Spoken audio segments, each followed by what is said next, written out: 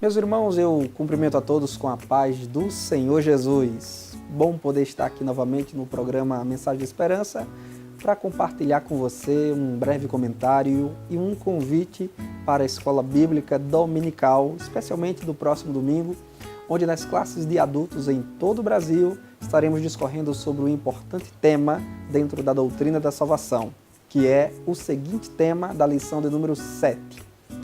A salvação pela graça.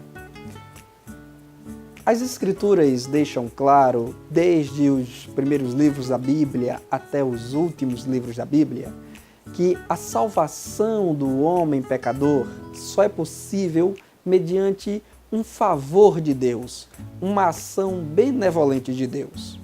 O cristianismo, diferente de todas as demais religiões do mundo que trabalham com a bem-aventurança baseada no mérito humano, distingue-se de todas elas porque a bem-aventurança da salvação no cristianismo pende dos méritos do Senhor Jesus Cristo.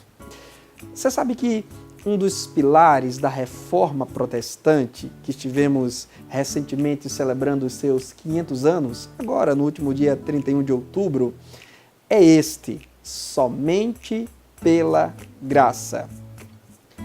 Se você acessar o canal no YouTube da nossa Igreja Assembleia de Deus, aqui em Campina Grande, você poderá acessar uma entrevista completa que nós concedemos ao programa Mensagem de Esperança sobre a Reforma Protestante e lá, dentre muitas outras coisas, você poderá conferir uma abordagem que fizemos sobre os 5 pilares, os 5 fundamentos de todas as igrejas genuinamente protestantes, que são eles: sola gratia, sola fide, sola scriptura, solus Christus e soli Deo gloria.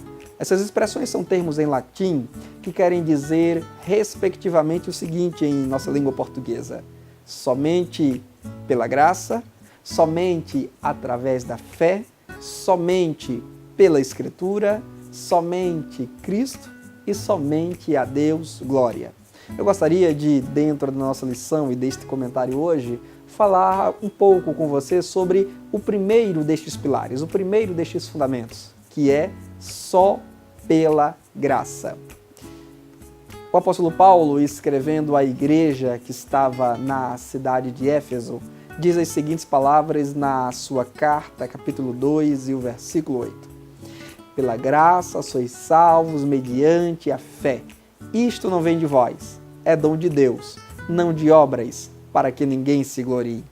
Este foi um dos principais fundamentos definido pelos reformadores e também pelas igrejas protestantes hoje em todo o mundo. A salvação que é como uma dádiva da graça de Deus, que é pela graça de Deus. Não é mediante o esforço, não é mediante as boas obras, não é mediante qualquer coisa que possamos oferecer como pagamento a Deus para alcançar, senão somente pela fé no Senhor Jesus Cristo. E a fé não é uma obra meritória.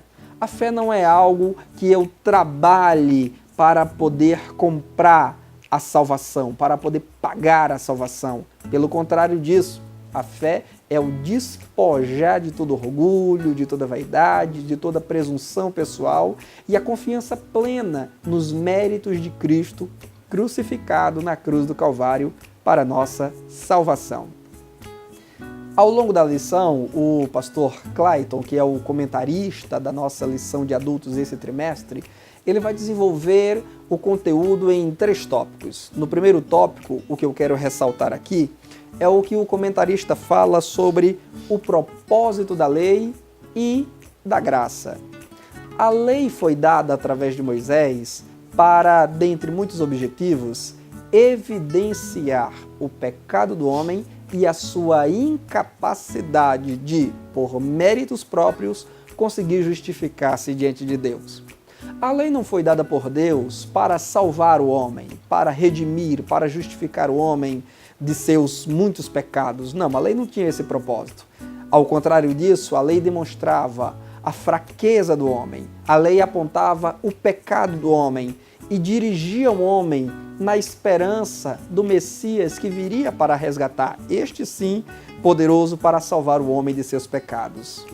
No segundo tópico de nossa lição, o comentarista vai falar sobre o favor imerecido de Deus.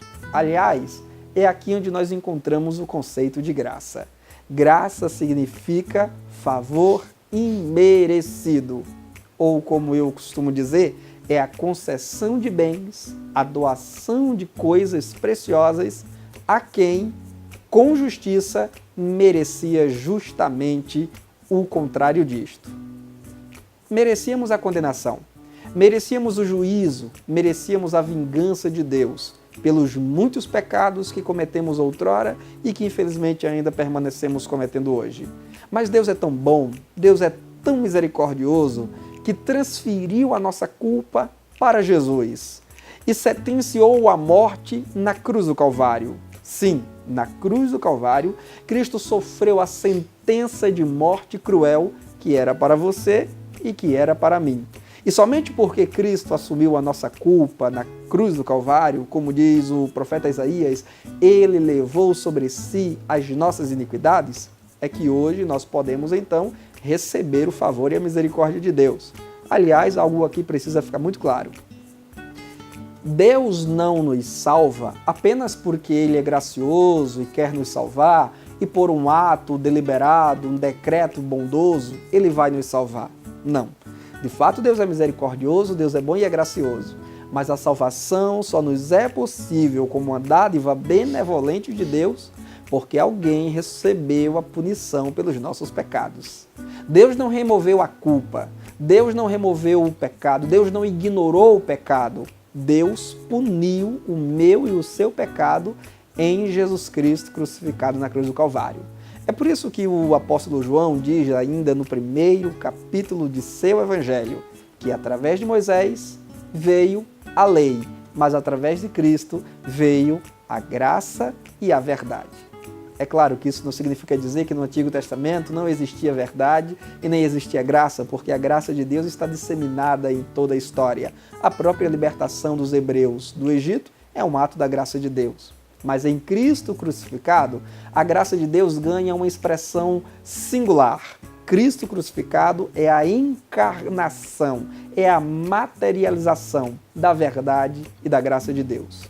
E no último tópico da nossa lição, para concluir, o comentarista fala-nos sobre o escândalo da graça. Sim, porque imagine você, meu amigo, você já deve ter feito essa pergunta, ou alguém já deve ter feito essa pergunta para você. Como pode?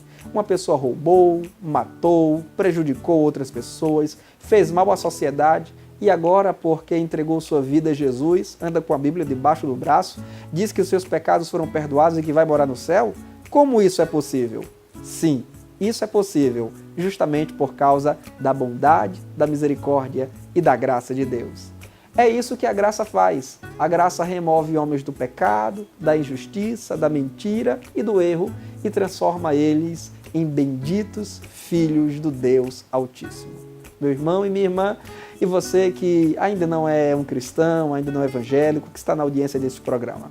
Aqui fica o meu convite para você estar conosco em uma das nossas escolas dominicais da Assembleia de Deus, em qualquer uma das nossas mais de 100 congregações espalhadas pela cidade de Campina Grande. É neste domingo, às 9h15 da manhã, eu espero você, tenho certeza que essa lição maravilhosa de um tema importantíssimo falará tremendamente ao teu coração.